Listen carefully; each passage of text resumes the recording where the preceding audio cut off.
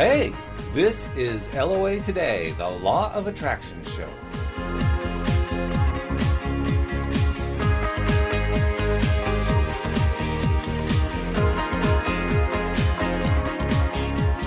Welcome to LOA Today. Walt Thiessen and Joel Elston here. It is Thursday, March the 16th, 2017, and if you're living in the Northeast, I hope you're all dug out from the blizzard of 2017, particularly if you live in northern New York and Massachusetts, western Massachusetts. I know you got hit kind of hard, but to all my friends and family back in the Capital District of upstate New York, you have my sympathy. I'm actually glad I'm in Connecticut because I got less snow than you did. That's good, Walt.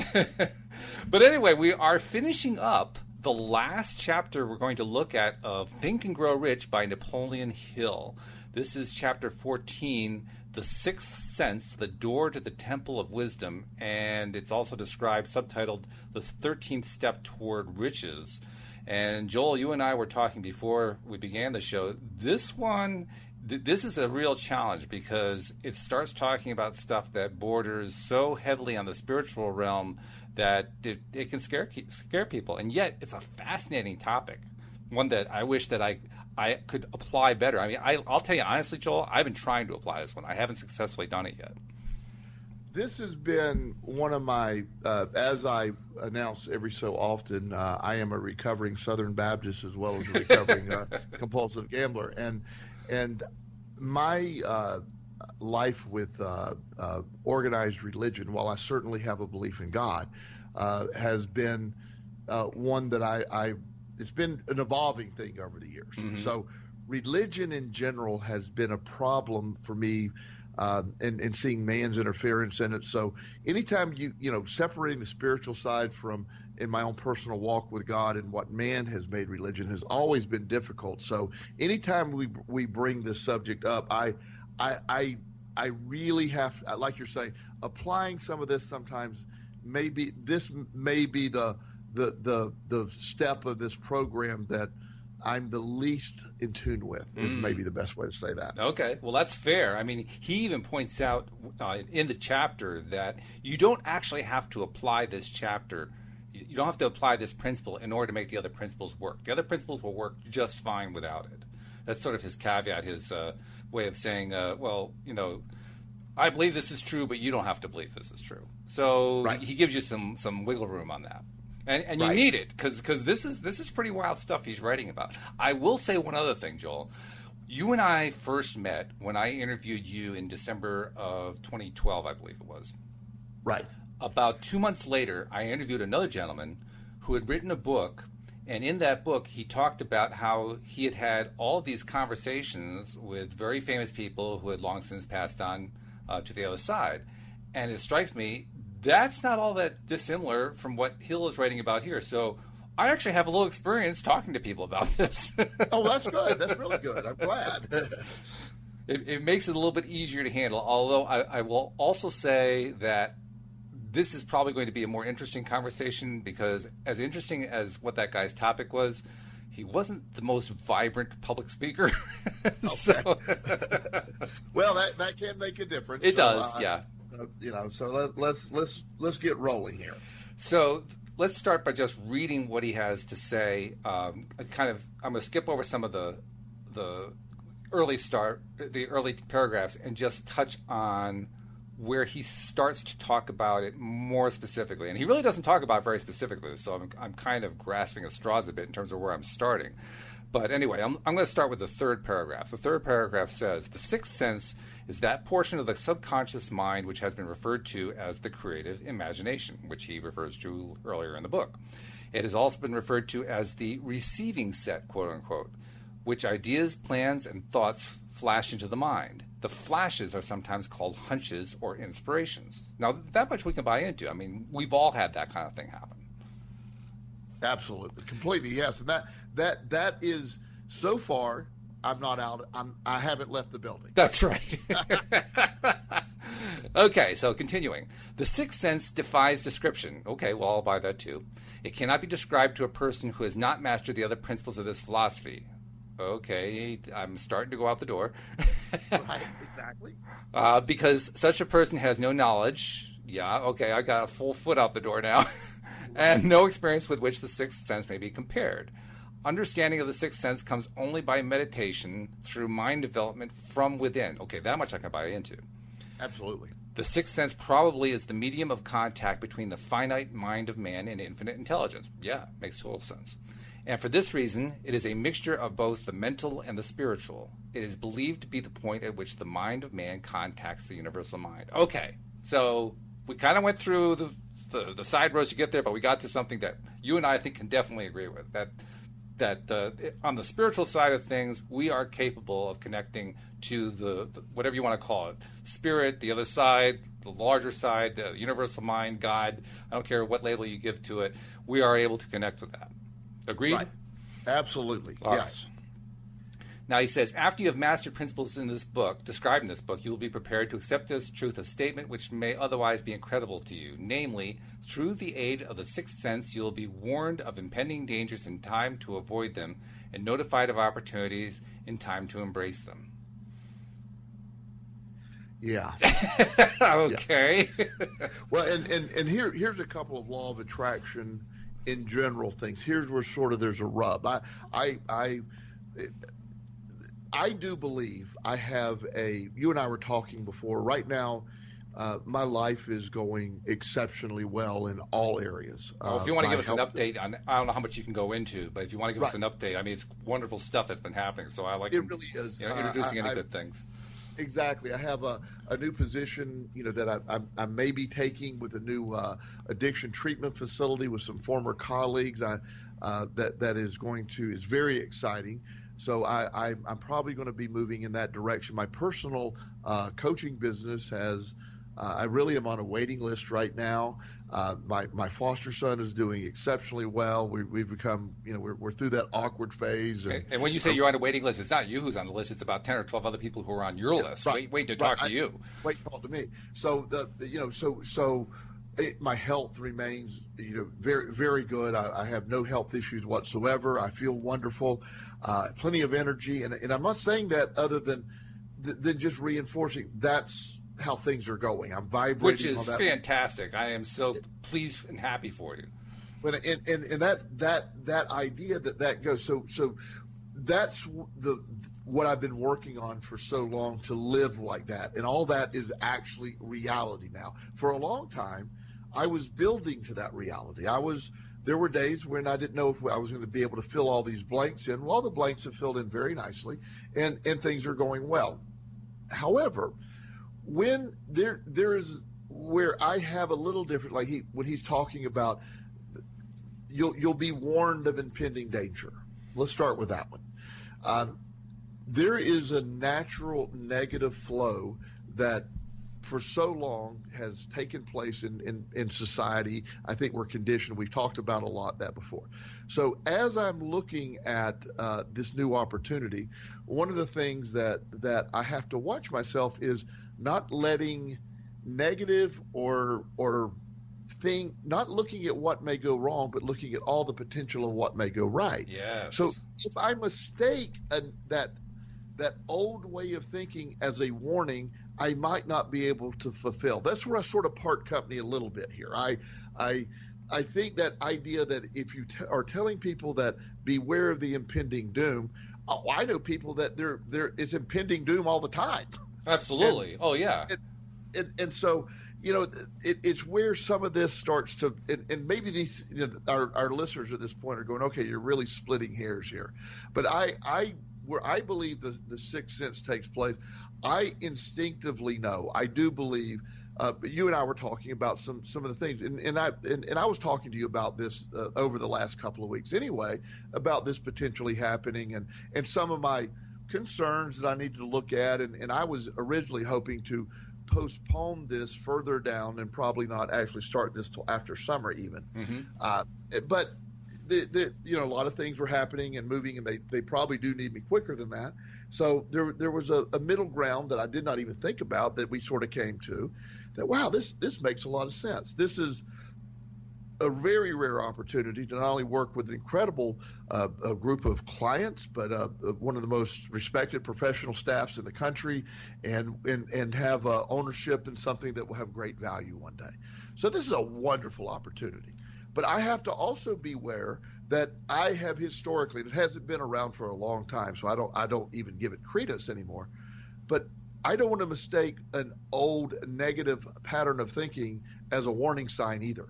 Does that make sense, Walt? It does make sense, and I think we have to perhaps give Hill a little bit of leeway on this, because he combines two concepts into one. He says, let me repeat that paragraph, that last one that we stopped on. Through the aid of the sixth sense, you will be warned of impending dangers in time to avoid them, and notified of opportunities in time to embrace them. I think what he's really trying to say there is you get clues about stuff if you can be sensitive enough to notice that they're there. He is not saying go out of your way to look for the bad things that are going to happen, but it comes out that way anyway, and that's what makes it frustrating. Well, and I giving him credit, because to this point that we are probably 99.5% in agreement with at least I am, to where he's been most of the book. Right. So the idea that's a little piece, and I don't want to tear it apart, but I could hear our listeners who have been with us on this incredible journey as we've gone through this fine work saying, okay, well, I'm hearing something totally different. So that's why I'm sort of throwing a flag on that, not necessarily questioning his sincerity, but maybe his way of it's not matching some of the stuff we were talking about earlier. While the law of attraction, as we talk about it, that name didn't exist back here when he wrote the book. Right. And, so I look at it this way. I have this I do feel I have a sixth sense. I do feel that I'm developing it. I do feel that it is growing. I meditate. I used to not be able to meditate. I have really off the wall ADHD. It serves me, and it also punishes me at times. And I've learned to use it as what I call a master tool in my life. But I never thought I'd be able to meditate. So I started meditating probably 2 or 3 minutes at a time. Well, I can meditate for 30 or 45 minutes now. Wow. Well, that's an amazing thing for me. And so I find great benefits. So I think I am improving my brain, calming it down. And the more I can do that, the more I can become in tune. I talked to you about how I have always known, I haven't been able to identify it or quantify it always, but I can be around people who have great energy and be energized, and they're energized by me, and we raise each other up together. And then I've been around other people who demagnetize me, or whatever you want to call it, and they sort of drain my energy. Not that they're bad people, but their energy is a draining force in my life. Oh, there's no doubt about it. There are some people who just they live their life sucking the energy of others because they can't generate their own. Right. I have a colleague that I consult with occasionally, and he's a therapist, and he's historically had some addiction issues in the past. But him and I can sit down and we can start. And he thinks a lot like you and I think, Walt. And we can start talking, and you look up at the clock, and an hour and 15 minutes have passed. and it's like, wow, because that energy is vibrating on such a great level. But right. Yet I have another client, a very nice young man, that I can look up at the clock and go, oh my goodness, 5 minutes. It seems like 2 hours, and right. I'm fighting the yawning urge, and I'm doing my sixth sense picks up and taps into that energy that you when you mentioned when we first talked, I was actually trying to get our Twitter account up, and get it up and running back at the treatment center I used to work at, where you actually then read one of my tweets or right, something, right? And that's how we got connected. Exactly. And now we talked, and I thought it was a very good interview. It was, and I think we did a follow up at some point. Yep. And then we, it sort of went our ways, and I left the treatment center, and then I wrote a book, and I said, well, hey, I wonder if Walt's still doing that, and I got hold of now. My point, that's, November, that's, as well, it's a little over 40 years ago that we had that conversation. Nowhere along the way could I have imagined that we would be doing a weekly show together on this topic. I can't say that I would have imagined that, but I will say this. After our first interview, there was so much energy in that interview. And I've actually played it back a few times to see if the energy is there. And it's actually not quite as big in the playback as what I was feeling and what I think you were feeling when we were doing the interview. Right. But nevertheless, the energy was there. And at the end of it, I remember saying to myself, I wonder how I can justify getting him to do another interview sometime. What topic could I come up with? Because I like the idea of doing it. So you're right. I hadn't really thought about us, co-hosting a show together, but I had thought about us doing some other stuff together. Well, and that's where that sixth sense was taking place. Yes. It isn't able, and I'm not saying you can't define it to a point where you can get it there. It wasn't able to take it all the way, but it was picking up that this is a real thing. Right. And exactly. And that's what developing that brain. And I think what he's trying to get at in this, and I this is what I always do, it is the development of your spiritual side, whatever that means to you. That's the very key thing. Right. The development of your spiritual side and the healthy thought processes, the positive thought, merging them together and allowing your spiritual side and take place with it become a mesh with the rest of the body, become one, and that piece for me is sort of integrating the belief that when I meditate that I believe there's the ability one day that after we leave this planet, I know there's something else there, but I believe once we get there, we have access to all the information to ever exist in everywhere. I mean, from the beginning of time throughout the universe, I think all the information exists, and you have instant access to it once you get there. That's just my belief system. I actually believe the same thing. It's interesting to hear you say that. Yeah, and so that I believe. So what if that there's a way to spiritually obtain a connection to that while you're still alive? Mm-hmm. I would find that to be fascinating. I've been wanting to do it for a long time now.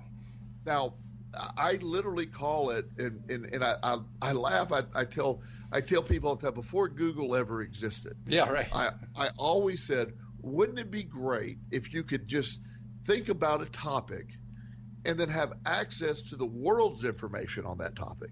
And that everybody laughed. Oh, yes, you watch too much Star Trek or whatever. Well, we haven't gotten quite to the think about it part, but all you got to do is say it. And everybody knows what the word Google means now. It didn't mean anything in 1997, but everybody knows what it means now.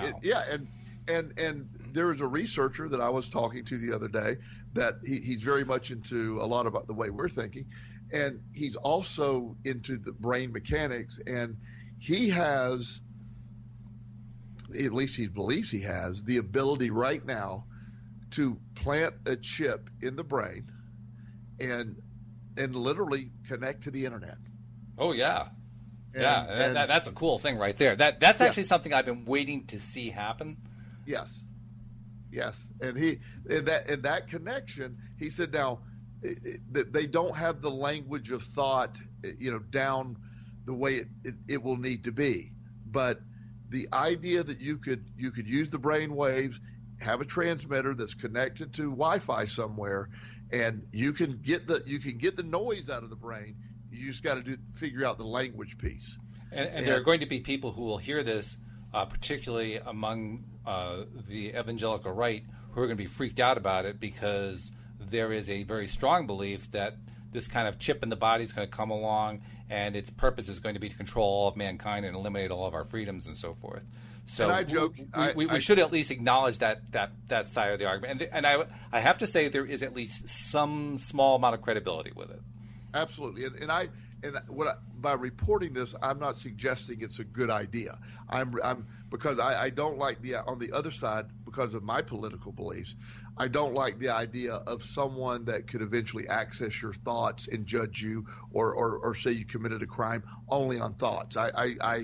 There's a whole side to it that I could be like, oh, no.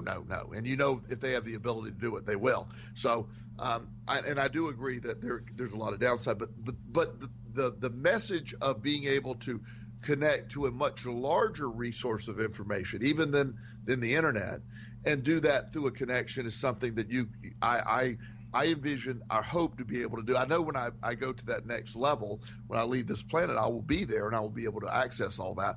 But what if there's a way to do that while we're here? Well, there actually is a way to do it while we're here. And I wanted to throw in the one extra piece, which is this is the part that should, at least to some degree, assuage the fears, which is it isn't just a question of trying to teach the piece how to interconnect with our thoughts. That's certainly a major part of it, and it's something that they're still working on. But the other piece of it is going to be building in the security so that somebody else can't tap their way in and influence your connection, whatever they want to influence it. If we can set things up, and this is very technologically possible to do, if we can set things up so that these chips or whatever they are can be controlled by us individually so that we are the only ones who decide who has access to whatever it is that we're doing with them, that's going to provide a very large realm of security to work within.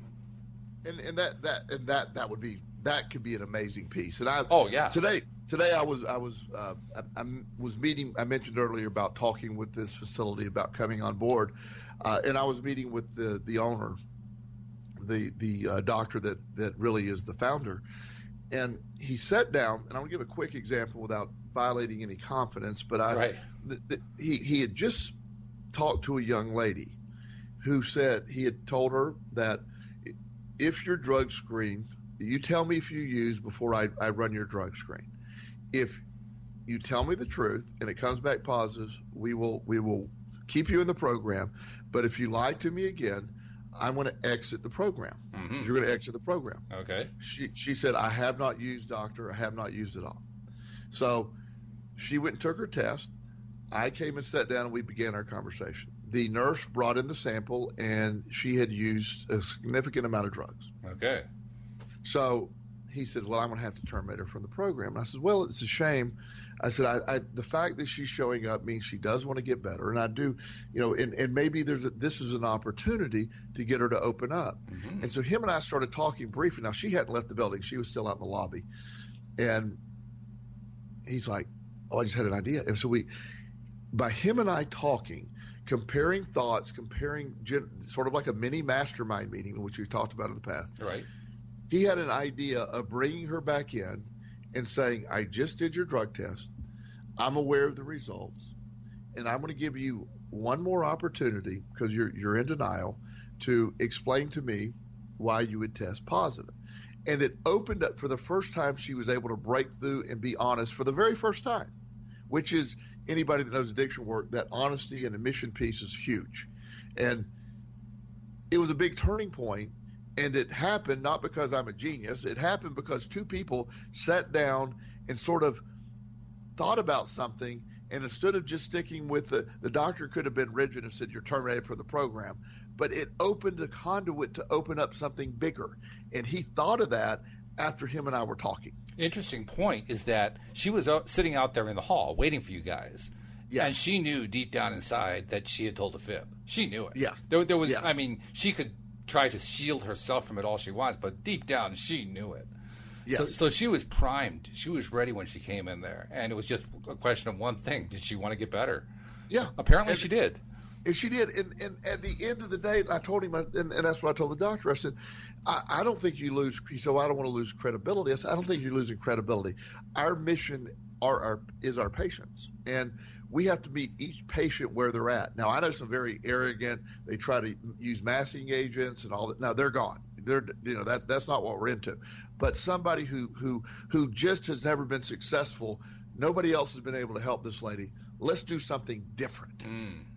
And so the reason this applies to that I think the sixth sense, we have talked in great deal, and one of my favorite chapters and that we've done was talking about the mastermind meeting. Mm-hmm. and the benefit of that. Right. So I think development of the sixth sense not only happens in meditation and pursuing the stuff that we do and the programming we do with the brain, but I also think mastermind meetings are a way to almost double down on the increasing of the sixth sense. But the more people involved in the process, both parties' sixth sense rises at an exponential rate, is my theory. Yeah, I think that's true. And in fact, I think we could rightfully and accurately describe that particular mastermind meeting as being one with 4 nodes.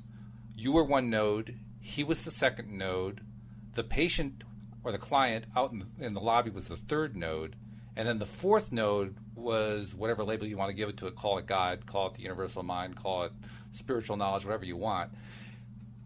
I will call it, in this case, intuition. Because Yes. what you really described there was how he had an intuition that had not occurred to him, and that intuition occurred as a result of the 3 of you meeting and that fourth connection also playing a role. That Yes. fourth connection fed him the idea he had never had before. Yes. And that probably would not have happened if you didn't have that meeting.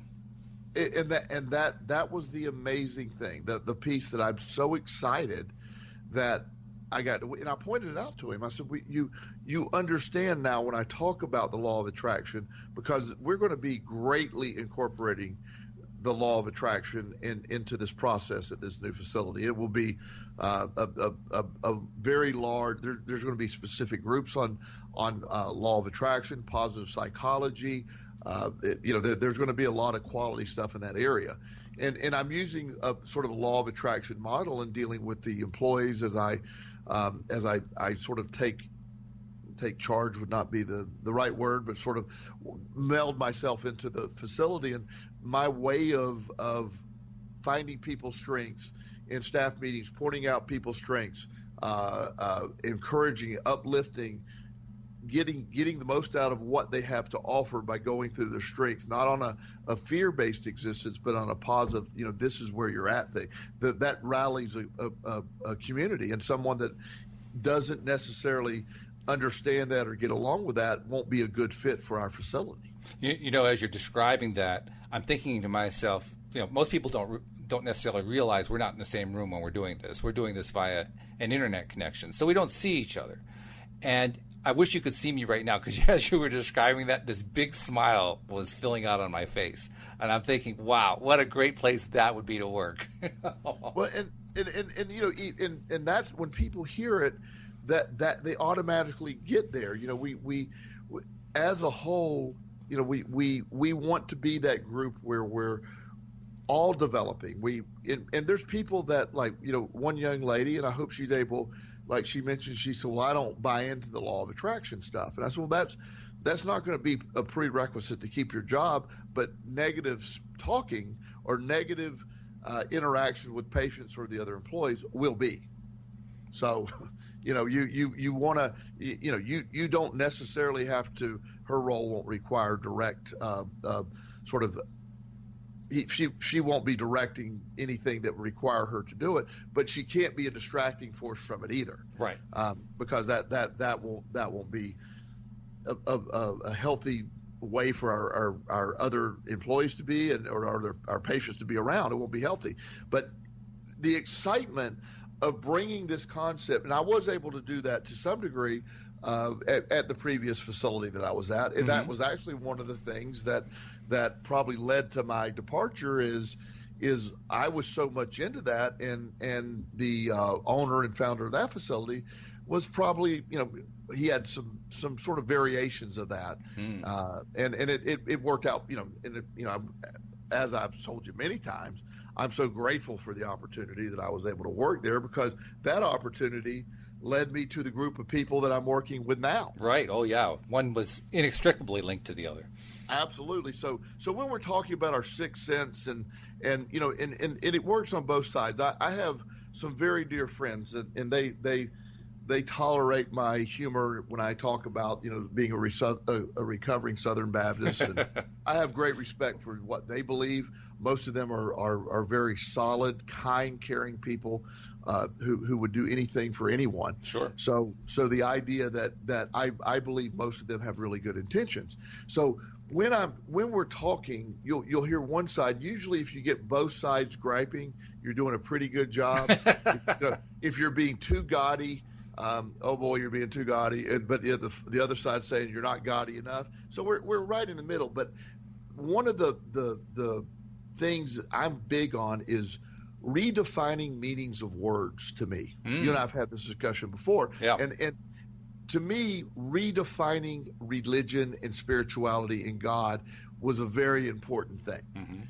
And to me, from my personal experience, religion is totally a man-made event. Yes. It is made by men.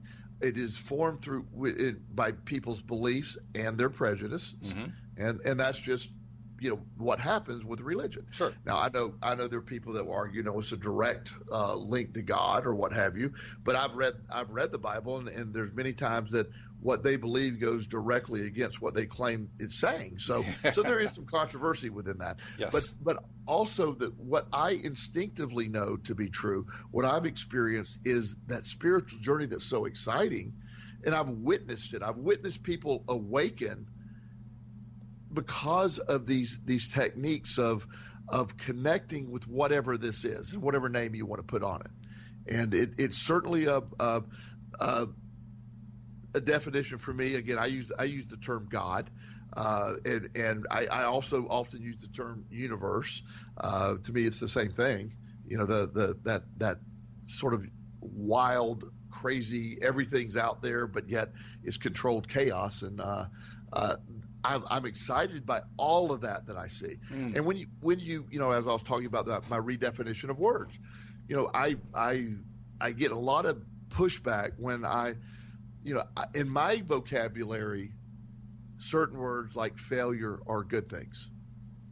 Yeah, I remember the very first time we talked about it. We spent an entire show on that because it was not the way I normally thought about things. And I think a lot of people run into that same deal. The idea of treating failure as if it was some kind of success is challenging at times. But once you redefine it, the idea that I failed my whole life, I've heard that statement probably, I hear it 3 times a week. I failed my entire life. And to see their face when I say, wow, that is amazing. You've managed to fail your entire, you're really trying hard. Yeah. And they're looking at me like, no, you're not getting what I'm saying. Right. And it's like I did a Facebook post the other day about, I hear about people struggling, and I've redefined struggle. Struggle for me is a strengthening process. I go to the gym every day and I struggle beyond belief every day in the gym. Struggle's positive to me. Struggle's character building. Struggle is strength building. When I take on this new project, assuming that I'm going to do this, I am aware that me getting all this in place at times will be a struggle, and it's part of the process, and I'm excited about the struggle. Mm-hmm. Sure. And you have every right to be excited about it. I think you're right, too, that it directly ties into the concept of the sixth sense, because among other things, you are relying on your sixth sense to say, yeah, this is where I want to go. I mean, you're qualified by saying, well, I haven't quite decided to do this, but it's pretty clear to me you've decided to do it. And I'm sure you've decided to do this because it wasn't just the reasons, it wasn't just the rationality. There was a feeling about this whole thing. And that's what sixth sense is. Sixth sense is a feeling. It's an image. It's a thought that comes out of nowhere. It's a sound that comes out of nowhere. And it just catches your attention, and you say, what was that? What was that? I feel like I just missed something. What was that? Right. And that, and again, when you're, a lot of times I'm saying I'm not hedging the fact. I have pretty much decided, as you're saying, to take this position from a legal standpoint until a document is signed. Yeah, right. I have to word things in a certain way. Hey, we always have our cautiousness, and it just sticks with us. Exactly, but I certainly, unless there's a change in our agreement in principle, I certainly am on board, and I'm super excited about that. And that's. And I instinctively know that's right. I told you last week that while I would like it to wait a while, I instinctively knew this was the right move. Yeah. And again, I'm very excited about that. I'm very excited with how this feels. I've spent a lifetime of building to these moments, and I look at all that has happened and all the experiences I've been through, and I would not be sitting here right now talking to you, sharing with our audience what we're doing, if all of these things didn't take place. It's mind-boggling to me that all those chains of events happened exactly as they needed to happen for this moment to happen today. And that's where I combine that spiritual principle. And I was talking to you about many times about my son TJ and the situation, how him and I met and how we bonded and how I ended up adopting him. And the chains of events that had to take place, thousands of miles apart, years apart, there seems to be zero possibility of these events interacting. Yes. And they cross perfectly. That's a key point. That's a point that I don't think we can overstate how important it is, because these kinds of serendipitous things that happen do not happen accidentally. And once we come to grips with that possibility, that they don't happen accidentally, that they actually do happen for a reason, that there is something that makes that happen, that's really our entree to the law of attraction. Yes. It's our entree to the whole concept of Think and Grow Rich, as Napoleon Hill is presenting it. It's our entree to how intuition works, how connection to the sixth sense works. Because the only way these crazy series of events can happen is if in some way we're paying attention to that sixth sense. Yes, and you know, in a brief synopsis, just to sort of give the audience that isn't aware of this, you know, in roughly, I don't even remember the years. That's how messed up my situation was back in the time. You know, fortunately, there's not a test either. You won't have to pass a test, so you're okay. Yes. Yeah, the summer of either 1988 or 1989, I am homeless in Las Vegas, Nevada, eating out of a trash can, feeling the lowest moment of my life. In 1991, a child was born in Union, South Carolina.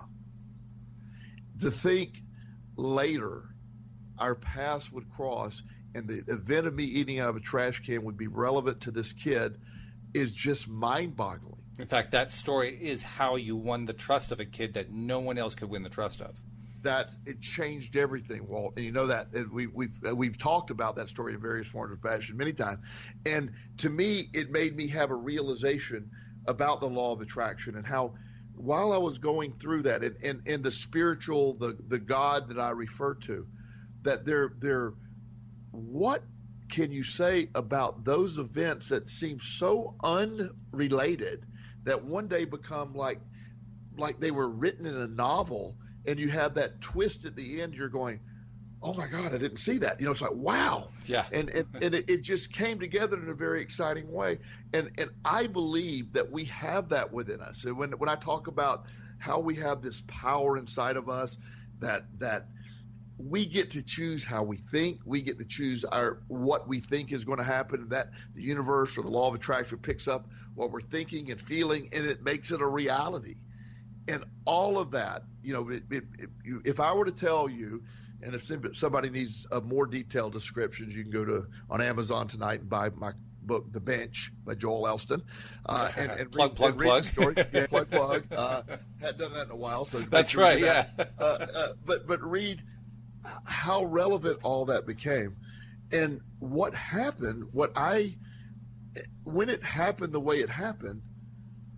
The trauma of me eating out of a trash can evolved into a necessary learning event that made a difference in a child's life that nobody else would ever make, as you alluded to earlier. Right.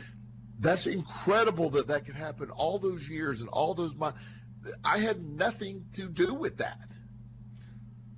And, you know, there's another side to it that's also a little mind-boggling, because I don't think most of us realize how often these crazy sets of circumstances happen in our own lives.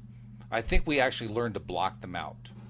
I would be willing to guess that everyone who listens to this episode has had more than one set of circumstances like that, and I'd be willing to bet that some percentage of the people listening are going to say, it's never happened to me. And the reason is, when you have a series of events that are seemingly so disconnected that you really can't piece them together, you don't tend to piece them together. Yes. And so you tend to overlook it. It isn't until you sit back and you say, how the heck did that happen, that you begin to realize that these crazy things happen.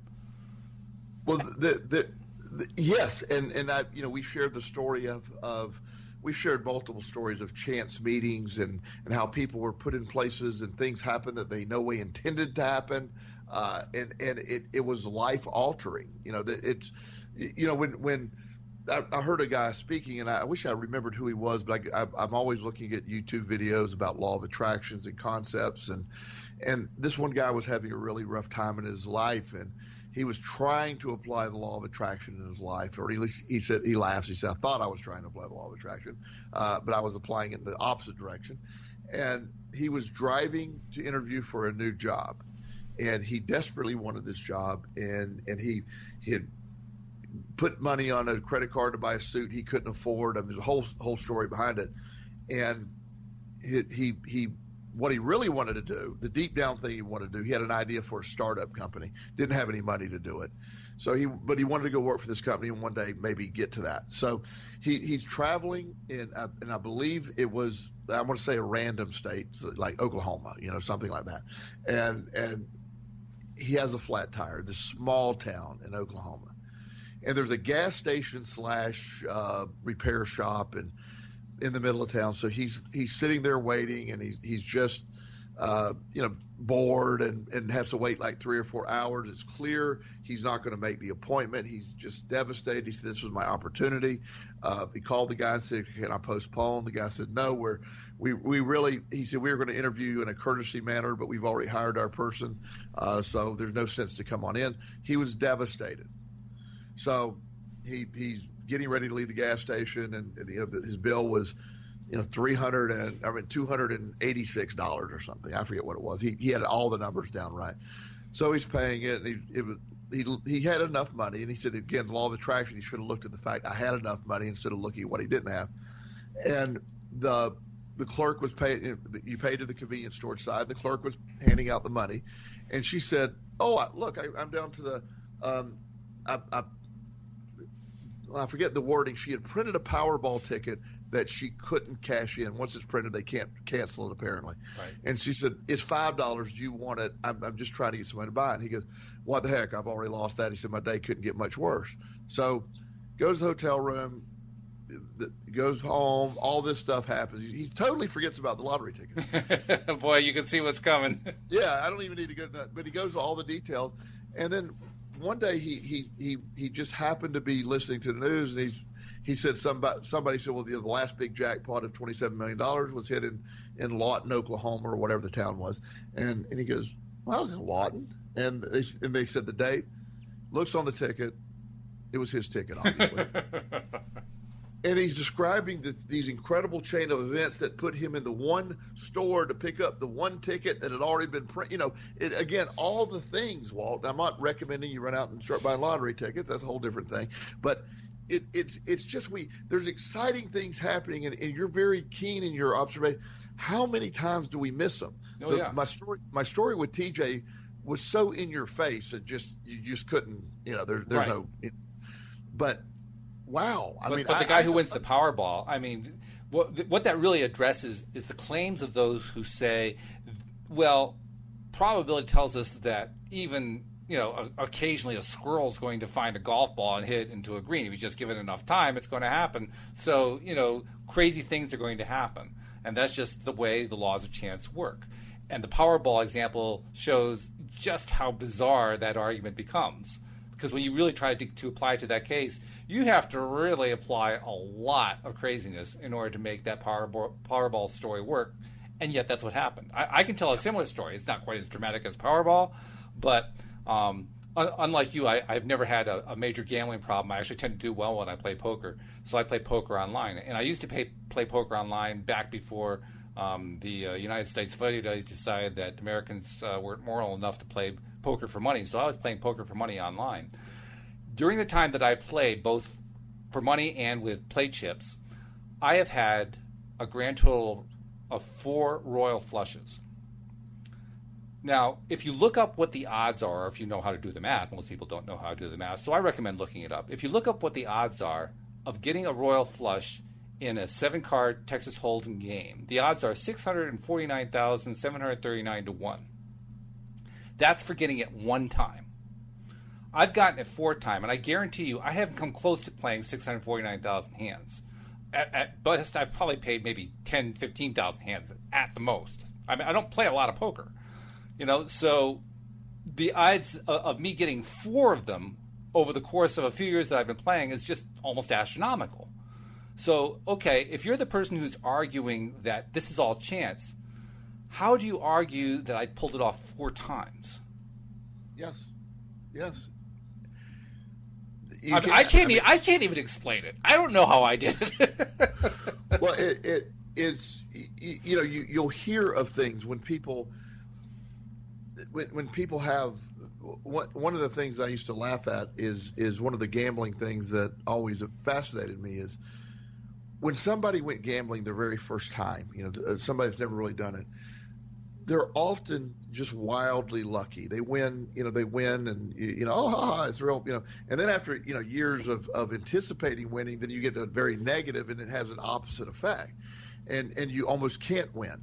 And so you see these things happen. You see how things respond and what your belief system can build into, how the chain of events, the combination. I've never been able to put in words. The law of attraction piece we talk about frequently, and we flow and we're there. The intangible piece that I have, while I see how the law of attraction applies to what I was doing and me eating out of the trash can and how that would relate to TJ and all that stuff, I see that. But the thing that lined up the events for me to see it is a piece that I've never quite figured it out. Mm-hmm. And I don't know if that makes any sense because there is a force at work here. Well, the law of attraction is the best way I know of to explain what happened with that. In fact, I can think of another story, and this one has the perfect setup now that I think about it in the context of what we're talking about here. Again, this is a game online. I believe this was Play Money, and there was a hand where 4 of the 5 cards that showed up were the same suit all in a row. I think there were spades, and I believe it was 8, 9, 10, jack. I had the queen of spades, and there was another player who had the 7 of spades. So we both had straight flushes, which are extremely rare, but I had the winning hand. Up until the time that we played that hand, this guy was doing, you can do an online chat. It's kind of like text messaging during the middle of the game. And he was going on and on about how the cards were always against him. And when that hand came along, and I could just tell, even before it displayed what our cards were after all our bets were in, we were all in on it, I could just tell he had that 7 of spades. I just knew it because of the way he was behaving, because of the way he'd been talking and so forth. And when that 7 of spades appeared and he saw that I had the queen of spades, he went off on a rant like you would not believe. I mean, you can imagine some of the words he was using. And I'm just sitting there watching this on my screen and saying to myself, my God, there's a perfect example of the law of attraction applied negatively to a T. And that law of attraction negative side, being a recovering gambler, you get to witness that firsthand. It is the most fascinating thing. I mean, I have lost. I have seen things lose that it was impossible to lose. Yeah, I have too. By the way, I've experienced that. Yeah, I've had setups where there's nothing that can happen, and then something happens, and it's like it's like there's only one card out of the remaining 41 that could possibly hit that would cause the problem, and that's the one that hits. Well, this is a really, of course, it's hilarious now. At the time, it wasn't. I had picked a winner, and it was in Miami at a horse track, and I picked the winner of one of the races, and it was 19-1 odds, and this horse was leading going into the last turn by 19 lengths. It was Secretariat at the Belmont. It was pulling away. The horse could have stopped, got a drink of water, and walked to win, right? About 20 yards from the finish line, on a bright, sunny day in beautiful South Florida, a seagull swoops down right in front of the horse. Oh, no!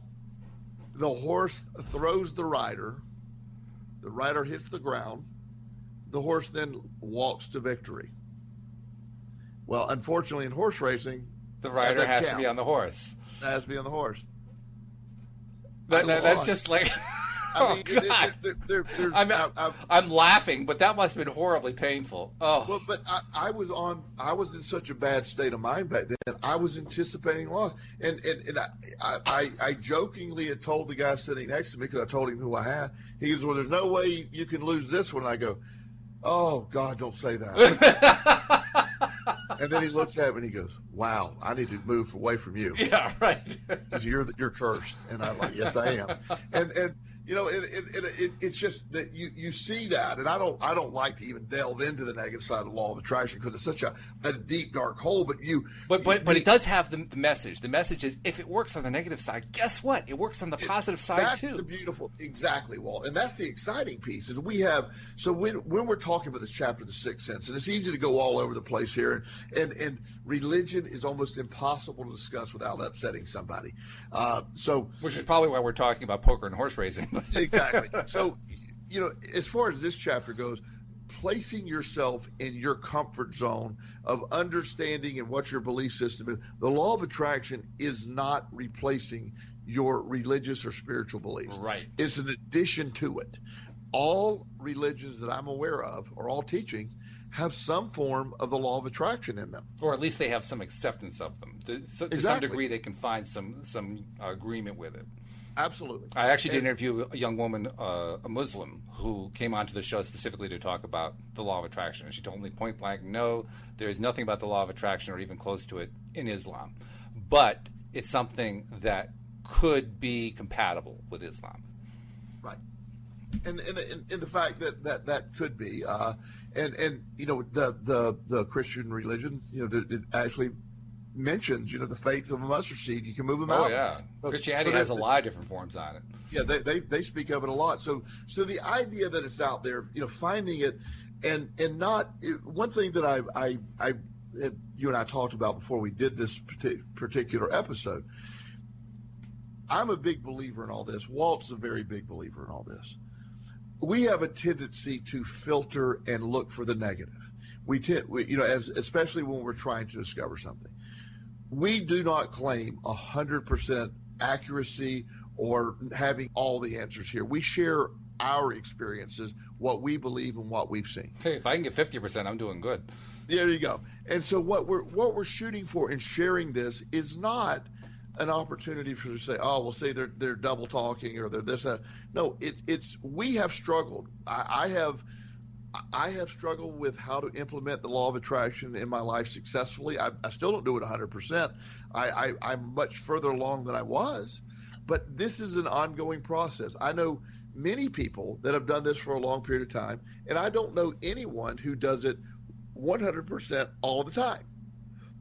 So the idea that this is the study of, the search of, that's what we're trying to present here. So it isn't that, well, you know, you're talking out of both sides of your mouth, or you're saying this, you're saying that. There is conflict at time in what we're saying, but it's the conflict we're sharing, how we unintentionally do things, and that becomes a habit. The law of attraction is an amazing way to tune into what you, and I'm in that zone right now in my life. It's an amazing way to wake up. You have there's just no doubt that there's going to, and here's something that can't coexist. Monday, we're recording on a Tuesday evening. Monday was yesterday. I was having one of those days where I just couldn't catch my breath. It was something, messages, people in crisis, and why aren't you calling me back? And you know, and normally there's only one or two people a day that I'm dealing with. This is like 9 or 10 people. I was like, and a side of me was almost like, my goodness, this was a horrible Monday. And then I'm like, and then you remembered some of your definitions of what struggle are and so forth. Right, and I said, what an amazing Monday that I was able to handle each one of these events, help each one of these people get to the other side. Ended up having a very good day. Had a great workout at the gym. I replayed the day in a very different way, but my initial reaction was, my goodness, this was crazy. But it wasn't. It had a lot of struggle, a lot of challenges, But the fact that I was able to handle all of that, I was strengthened by the day. I can handle whatever the world throws at me. I know that. That reminded me of that yesterday. And that's really the power that Napoleon Hill felt as he was writing this chapter in his book, because he had written all this stuff about how to focus on your desire, introduce faith, mix it together, build in the mastermind, and all the other steps of his 13-step process. And this is the final conclusion of it. Now, we've gone on for about 54 minutes. We've only got a few minutes left, but I do want to at least touch on what it was that this chapter really focused on. He talks about how he had, for a long time, in his own mind, tried to shape himself based on the 9 men who he felt were most impressive to him. And those 9 men were Ralph Waldo Emerson, Thomas Paine, Thomas Edison, Charles Darwin, Abraham Lincoln, Luther Burbank, Napoleon, Henry Ford, and Andrew Carnegie. And every night, this is the weird part, he would have an imaginary council with these people. He called them his invisible counselors. And that's that woo-woo part that you and I have been kind of dancing around. We didn't really want to get into it. And I still don't want to get into it specifically because we only have 5 minutes left. But I do want to say this. You know what, Joel? I've been trying to make this kind of connection myself. I haven't made it yet. And whether or not I'm going to make it, I honestly don't know. But wouldn't it be cool? Because that's what we talked about earlier. We talked about how great it is that we have the ability to just ask a question and Google gives us the answer. Wouldn't it be great if we could talk to people on the other side and get answers that way? Oh, absolutely. And you know what? I think we're real close to it. I hope we are, and I know in my belief system, I think that is something we're going to get to. We're going to be able, as we evolve our minds, I think we get closer and closer. I really do, and I just am encouraged by so many people that have use this type technique, and they tell me that it works. I've heard a lot of people talk about this technique. I personally have never really. You've actually had people talk to you who said they've been able to use it then? Yes, I have. Wow. I personally have not been. This is the one piece that I personally haven't been able to knock out of the park yet. I would love to, and I will be honest. I don't really try often. I can't say I try that often either, but lately I have tried, and I haven't gotten there yet. But there are a few things I've noticed along the way. First of all, I only recently discovered there's a term for a condition I have, aphantasia. And what that is it's the inability to visualize things. If you ask me to visualize a scene with my eyes closed, I have a tremendous difficulty doing that. And there are apparently other people who have even more difficulty. I can at least, to some vague extent, create in my mind, the vague, very vague outlines of a scene. And when I found out that most people are able to very vividly imagine, entire pictures and entire experiences visually in their minds, I say, wow, where am I at? But an interesting thing has been happening. As I've been studying this and pushing myself a little bit more and a little bit more, I find my ability is improving to the point where I am now experiencing slightly more vivid dreams, for instance, than I did before. So if I can do that with dreams, why can't I do that with intuition? Why can't I do that with reaching out to somebody on the other side? Why can't I have a conversation with Abraham Lincoln? And I have had moments, and I've had dreams where I've woken up in the middle of the night, and I'm like, wow, and remembered it was significant in a big discovery or whatever. Something very, and I said, I can't wait till the morning. And then I wake up in the morning and have no idea what it was about. I remember thinking about it and saying, wow. So I think there's some wow moments happening, but they're not translating to my conscious yet.